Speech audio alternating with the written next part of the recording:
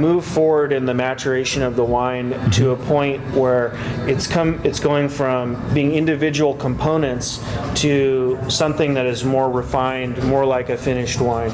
And so, if we're working on a wine like Passionate, for example, we may take 10 or 12 relevant, our highest quality lots, pull a representative sample from the barrels into these bottles here, and then sit down with a graduated cylinder and basically mimic what it would be on a large scale. And so sometimes it's a matter of just kind of getting creative and saying, hey, we're going to try 50% Merlot and 30% Cabernet and 20% Petit Verdot. So basically, when you blend in the wine, you're getting finished product, right? We're taking kind of Merlot raw wine materials. So a Merlot from one particular vineyard, a Cabernet from another particular. We may have 4 or 5 different Cabernets. But those are wines already made, right? And then they're blended together after they're made. Exactly. Right. Yeah. Okay, so this is where we simulate what we're going to do in the future, and it allows us to, because once something's blended, there's no going back. And you get paid for that. ele ganha para fazer isso, porque ele fica o dia inteiro aqui. So you're basically all day drinking wine, right? Tasting different varieties of wine. Not drinking, because if you do that, then you're taking a nap underneath the tanks out by 3 o'clock. I'm almost that way right now. Yeah. But eu tô provando tanto vinho com ele. Ele senta aqui, basicamente, eles pegam os vinhos já feitos. Vamos por um Merlot, um Cabernet, um Syrah, depende do que ele for fazer essa mistura, prova, e eles começam a brincar, eles colocam 50% desse, mais 15% daquele, e vão provando até achar aquela mistura perfeita para aquele vinho que ele quer fazer. Então e ele ainda recebe para fazer isso. Ele está olhando para mim com essa cara aqui, provavelmente não está entendendo nada que eu estou falando agora, mas esse é o trabalho dele. That's a cool job, man. It's pretty fun. It's very creative, and at its best, it can be wonderful. Yeah. Let's take a look at the vineyards. Yeah, let's do it. All right, perfect. So where are we going? We're going to take a little walk out to the vineyard. We're going to walk out to, actually, let's go right here. This way? These are little baby vines, Sauvignon Blanc. We planted these in 2007. And hopefully we're going to get some of our first production off of it this year. Bom, esse aqui, how old are these vines?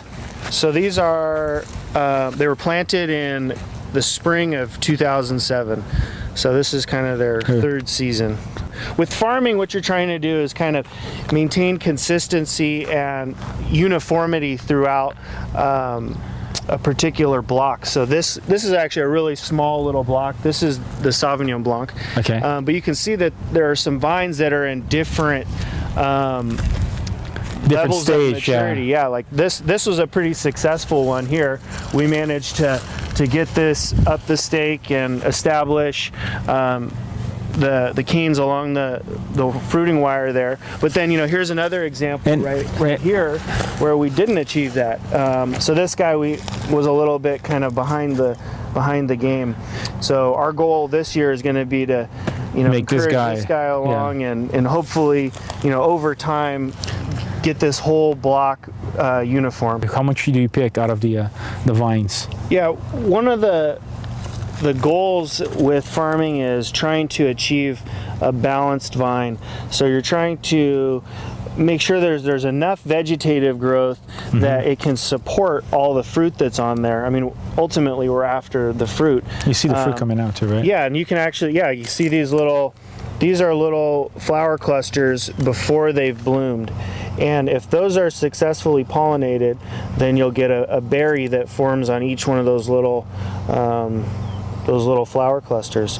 Isso para vocês terem noção do cuidado que eles tomam com cada uma dessas árvorezinhas. A gente toma um vinho, às vezes a gente não pensa o quanto demora para chegar naquela garrafa, para chegar na sua mesa. Às vezes a gente pensa, poxa, mas esse vinho é tão caro, né? Mas olha o cuidado que eles têm com cada árvore dessa. What vines are these? What variety are these? These are Merlot vines. Okay. And we had bud break about April 1st. So here we are kind of near the end of April, and you can see, we've already got some pretty significant vegetative growth, and at this point we're looking for nice warm, steady weather, sunshine, and really try to establish the canopy. So that's what makes this region different, right? It's warm, sunny days, and cold nights. Yep, exactly. Right. With any kind of grape, you need enough sunshine to be able to photosynthesize, create sugars, and get the grapes to a point where they're ripe. So you need a certain amount of warmth, and actually during the summer it can get quite warm here. We'll have multiple days over 100 degrees. Those 100-degree days, the vines aren't really active. They've kind of shut down. But, the point being is that you need some warmth. At the same time, like you mentioned, the cool nights are kind of a hallmark of high-quality wine-growing regions. Yeah. It allows you to extend the growing season, so you have a longer season, and that allows for flavors to develop, so the wines are more interesting in the end. It also allows you to retain natural acidity in the grapes. And is there anything you guys can do to control a little bit that? Is there something to... Yeah, I mean, that's kind of, the practice of farming, and, all the research that goes into viticulture. I've seen in like some of those huge fans that they have, that's to blow breeze, right? That's actually just, the kind of the period that we're just sort of coming out of, when you have all this green growth and all this green tissue is, sensitive and vulnerable. If you get frost that comes in, and the tissue freezes, then you would lose the shoot, and therefore you kind of lose all the productivity from that place. So the fans come in, and they basically circulate the air, blow warm air down, because the cold air is going to settle down to the lowest point, and it's just really to kind of create some turbulence. Well, I want to thank you so much. Absolutely. For making me drunk today. We're tasting all this wine. That's what we're trying to do, right? And we'll see if we can bring some more people here and educate people and bring all this beautiful wine to people in Brazil. Very good. Thank you very much. And thank you for opening the house for us and doing everything. It was fantastic. It was really good, honestly. Yeah, thank you. Thank you.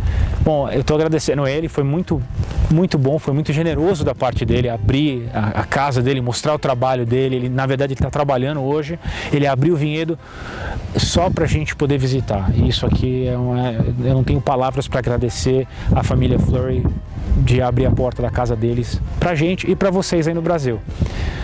Vem comigo e a gente se encontra no próximo Arraial Gastronomia. Até mais.